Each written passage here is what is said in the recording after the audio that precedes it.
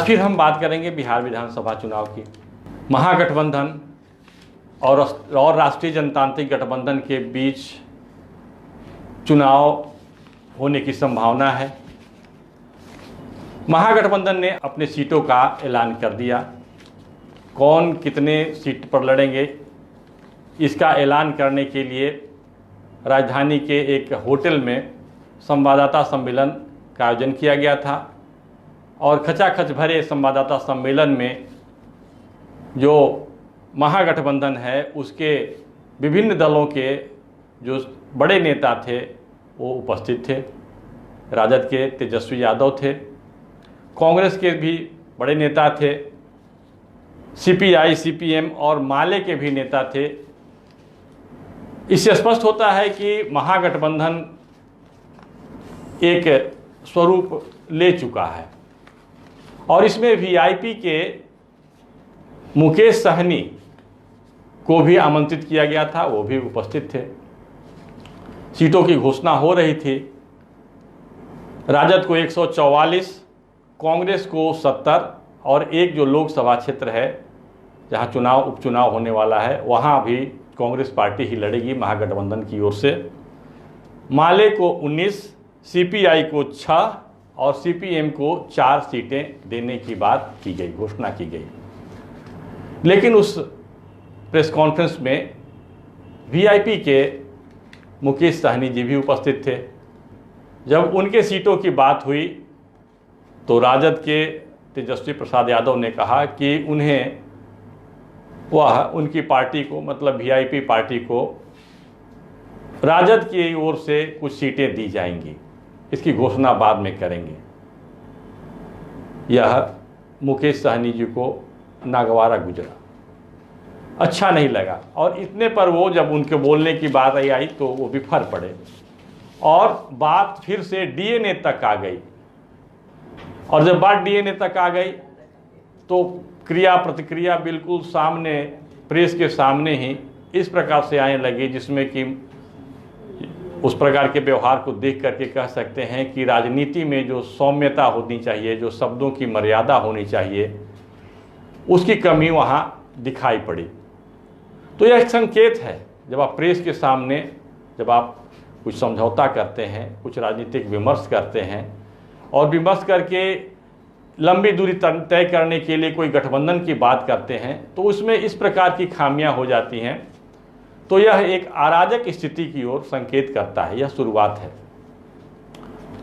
शाम तक राष्ट्रीय जनतांत्रिक गठबंधन की ओर से यह स्पष्ट नहीं किया जा सका कि पार्टियों का जो गठबंधन हुआ है उसमें किसका कितना शेयर होगा, किन पार्टियों को कितने उम्मीदवार होंगे, मतलब कुछ भी स्पष्ट नहीं हुआ। जबकि नामांकन की प्रक्रिया शुरू हो चुकी है। प्रथम चरण के नामांकन के आज 3 दिन हो चुके हैं और इसके बावजूद यदि सीटों का बंटवारा नहीं है, प्रत्याशी प्रत्यक्ष रूप से दिखाई नहीं पड़ रहे हैं, तो जनता मालिक निर्णय कैसे कर सकता है। और इसके साथ ही सीटों के बंटवारे को लेकर के इस प्रकार की उलझन हो रही है कि हमारा शेयर जैसे कोई धन संपत्ति का बंटवारा होता हो, उस प्रकार के जो बंटवारे में जो दिखाई पड़ रहे हैं, जो व्यवहार दिखाई पड़ रहे हैं, वह भारत के राजनीतिक मूल्य के बिल्कुल विपरीत है। कांग्रेस पार्टी हो या समाजवादी दल हो या भाजपा के लोग हों, सबकी ये जिम्मेदारी बनती है कि एक इस प्रकार के राजनीतिक आचरण प्रस्तुत करें जिसमें ऐसा नहीं लगे कि जो चुनाव का अवसर होता है वह भागीदारी का अवसर होता है, समाज सेवा या अपने देश, अपने समाज, अपने प्रदेश को एक अच्छी सरकार देने के लिए एक विजन, एक दृष्टि के साथ सरकार देने की तैयारी में हम लगे हैं, ऐसा नहीं दिखाई पड़ रहा है। और यह कहीं न कहीं एक विचित्र तरीके के अराजक राजनीतिक माहौल की ओर हमें ले जाता हुआ दिखाई पड़ रहा है।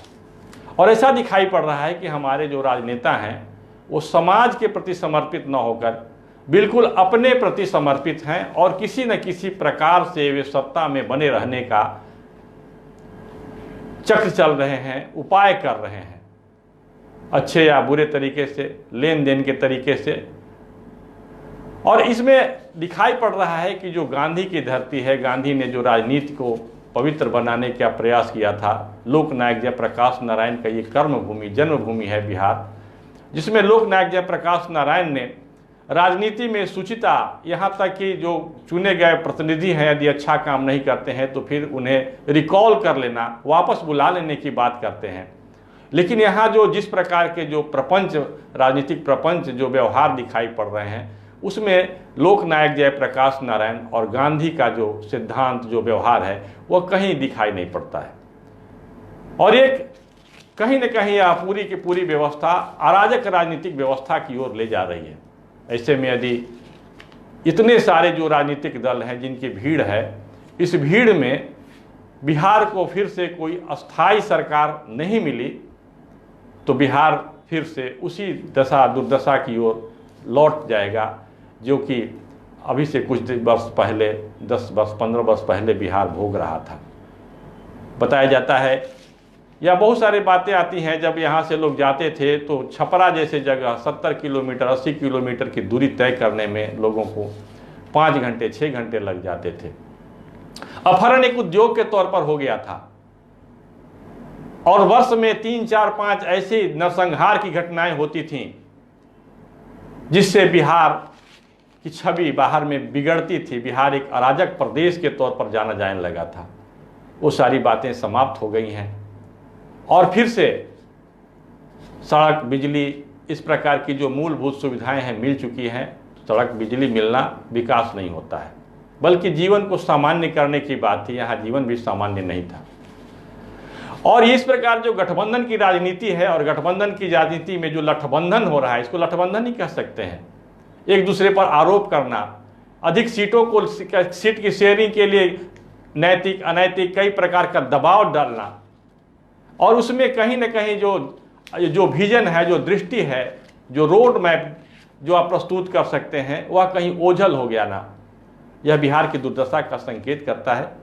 और यह राजनीति के स्खलन का भी संकेत करता है कि राजनीति स्खलित हो रही है और बिहार की राजनीति, भारत की राजनीति फिर वही जो पश्चिम का जो दर्शन है, एंड जस्टिफाई द मीन्स, जो मैकियावेली का सिद्धांत है कि उसको अपने प्रिंस को कहता है कि जितना भ्रष्ट हो जाए, लेकिन उसे ही राजा बनाए रखना है।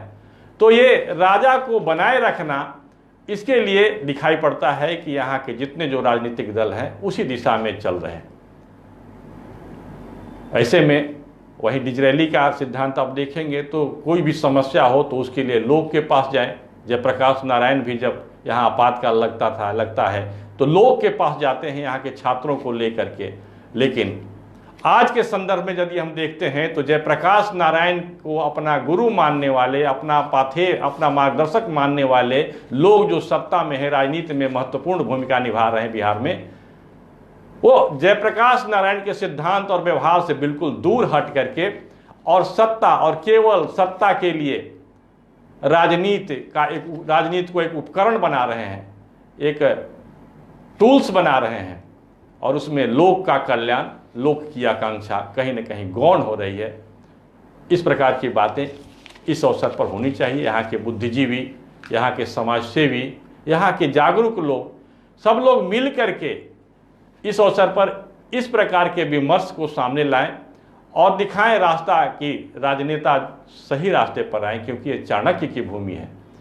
जब यहाँ सत्ता बौरा जाती है, सत्ता जो लोक से विमुख होकर के कार्य करने लगती है, तो चाणक्य जैसे लोग यहाँ उठ खड़े होते हैं और नंद वंश जैसे बड़े साम्राज्य को भी ध्वस्त होना पड़ता है और यहाँ फिर से चंद्रगुप्त जैसे सम्राट का उदय होता है, जो फिर से भारत को एक सूत्र में, राजनीतिक एक सूत्र में बांधते हैं और भारत का वह गौरवशाली अतीत था। तो चंद्रगुप्त और चाणक्य का यह जो बिहार है आज राजनीति के वीथिका में भटक रही है और ऐसा दिखाई पड़ता है कि फिर से अंधेरा आने वाला है। तो अंधेरा आने के पूर्व यहाँ के मतदाता जागें और जाग करके यहाँ के पत्रकार जागें, यहाँ के बुद्धिजीवी जागें और जो राजनेता जो भटकाव की ओर जा रहे हैं उन्हें एक मार्ग दिखाने का एक प्रयास करें।